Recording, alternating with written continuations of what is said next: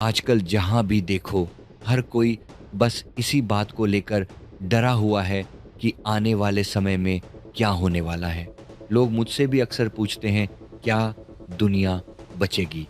क्या सच में कोई बहुत बड़ा प्रलय आने वाला है?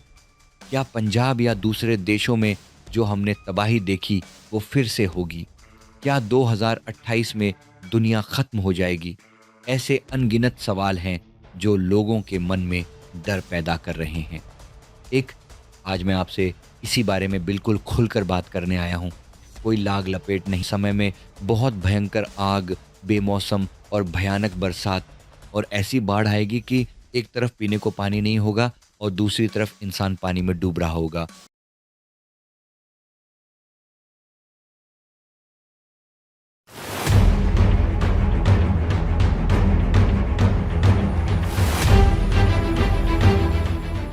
नमस्ते दोस्तों, कैसा चल रहा है सब?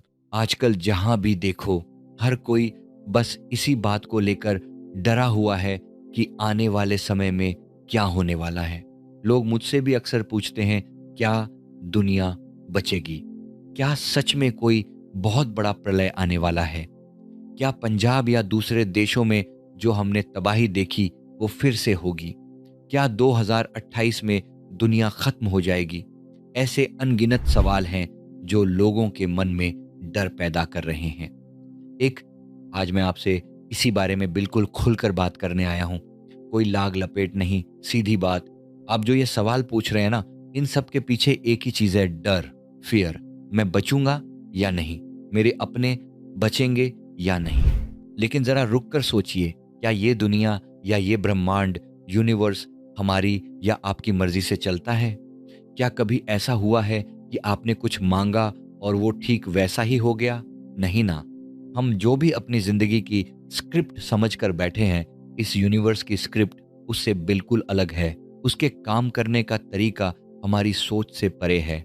आपने देखा होगा, पिछले कुछ समय से इंटरनेट पर आने वाले समय और प्रलय को लेकर ढेरों बातें हो रही हैं। हर कोई अपनी-अपनी थ्योरी दे रहा है।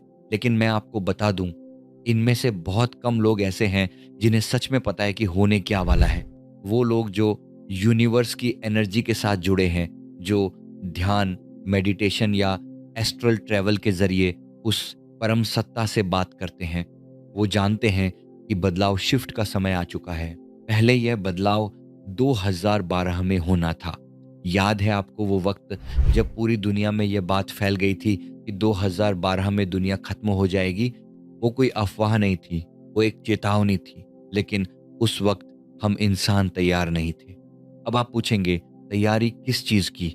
तैयारी का मतलब नए कपड़े खरीदना या बड़ा घर बनाना नहीं है। तैयारी का मतलब है आध्यात्मिक ज्ञान, स्पिरिचुअल नॉलेज और इंसानियत, ह्यूमैनिटी। और दुःख की बात यह है कि ये दोनों ही चीज़ें आज हमारे बीच से लगभग खत्म हो चुकी हैं। इसलिए ऊपर वाले ने हमें 2012 से 2028 तक का समय दिया सुधरने के लिए, अपने अंदर की इंसानियत को जगाने के लिए। लेकिन हमने क्या किया? हमने नफ़रत फैलाई, एक दूसरे का बुरा किया। इस दौरान उन्होंने हमें इशारे भी दिए, एयर क्रैश, सुनामी, भूकंप, महामारियाँ। लेकिन क्या हम समझे? बिल्कुल नहीं। वीडियो में आगे बढ़ने से पहले मैं आपके साथ एक बहुत ही महत्वपूर्ण जानकारी साझा करना चाहता हूँ। क्या आप अपनी लाइफ से स्ट्रेस और नेगेटिविटी को हटाकर एक कॉन्फिडेंट और पीसफुल पर्सनैलिटी बनाना चाहते हैं? सेल्फ अवेकनिंग मिशन प्रस्तुत करता है certification reiki with mind power course. हमारे मार्गदर्शन में आप सीखेंगे प्राचीन रेकी विधि से अपने छाक्रास और ऑरा को क्लीन करना और माइंड पावर से अपनी छिपी हुई शक्तियों को जगाना। यह कोर्स सिर्फ हीलिंग नहीं, बल्कि एक कंप्लीट पर्सनैलिटी ट्रांसफॉर्मेशन है। एक सर्टिफाइड हीलर बनने के लिए आज ही हमसे संपर्क करें। चलिए अब वापस आते हैं अपने विषय पर। 2028 कोई मनगढ़ंत साल नहीं है। यह वो समय है जब ग्रहों की चाल और युग का परिवर्तन एक साथ होगा। आप इसे प्रलय कहिए या सफाई अभियान, आप इसे, लेकिन 2028 से एक बहुत बड़े बदलाव की शुरुआत होने वाली है जो 2032 तक चलेगा। आप मुझसे पूछते हैं कि क्या होगा? मैंने कुछ ऐसे लोगों से बात की है जिन्हें सच में विजन आते हैं, उन्होंने बताया है कि आने वाले समय में बहुत भयंकर आग, बेमौसम और भयानक बरसात और ऐसी बाढ़ आएगी कि एक तरफ पीने को पानी नहीं होगा और दूसरी तरफ इंसान पानी में डूब रहा होगा। आप कहते हैं कि साइंस ने बहुत तरक्की कर ली है, लेकिन किस साइंस की बात कर रहे हैं आप? क्या हमारी साइंस ने आज तक समुद्र की पूरी गहराई नाप ली? क्या बरमूडा ट्रायंगल का सच पता कर लिया? नहीं। आप हम बस मोबाइल और इंटरनेट को ही सबसे बड़ी तरक्की मान बैठे हैं। ये तो सिर्फ खिलौने हैं जो हमें उलझाए रखने के लिए दिए गए हैं। आज कलयुग अपनी चरम सीमा पर है। आप खुद देखिए, छोटे-छोटे बच्चे कैसी बातें कर रहे हैं। नंगेपन को फैशन का नाम दे दिया गया है। ऐसे-ऐसे गाने बन रहे हैं जो हिंसा को बढ़ावा देते हैं। धर्म के नाम पर बिज़नेस हो रहा है।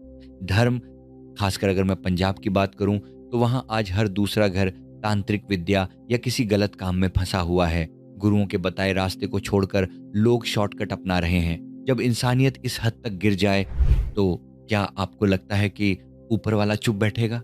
जैसे जब हमारे घर में बहुत सारे मच्छर हो जाते हैं, तो हम स्प्रे या रैकेट से उन्हें मार देते हैं क्योंकि वो हमारा खून पीते हैं। ठीक वैसे ही जो इंसान आज इंसानियत भूलकर दूसरों का खून चूस रहा है, दूसरों का हक मार रहा है, उस पर भी ऊपर वाले का स्प्रे बजने वाला है। अब आप पूछेंगे कि बचेगा कौन? इसका जवाब बहुत सीधा है। जिसकी लाइट यानी जिसका ऑरा साफ और चमकदार होगा, वो बचेगा, चाहे वो कोई भी हो। और जिसका ऑरा 0 वॉट के बल्ब जैसा होगा, जिसके अंदर सिर्फ नेगेटिविटी, जलन और अहंकार भरा होगा, वो नहीं बचेगा। वहाँ ये नहीं देखा जाएगा कि आप कितने अमीर हैं या आपका भाई कौन है। वहाँ सिर्फ आपके कर्म देखे जाएंगे।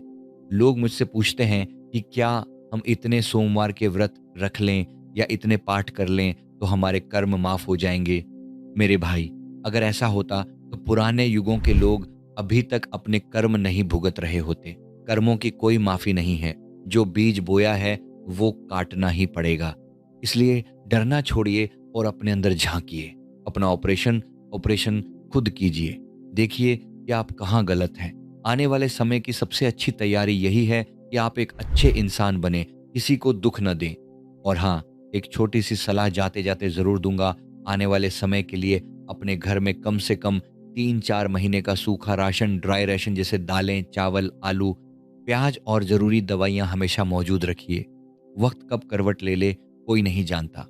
आज के लिए बस इतना ही। इन बातों पर ठंडे दिमाग से सोचिएगा। अपना और अपनों का ख्याल रखिए। आशा करता हूँ कि ये वीडियो आपको पसंद आई होगी। वीडियो पसंद आई तो वीडियो को लाइक करें और कमेंट करना ना भूलें। और अगर आप हमारे चैनल पे नए हैं तो हमारे चैनल को अभी सब्सक्राइब कर लीजिए। धन्यवाद।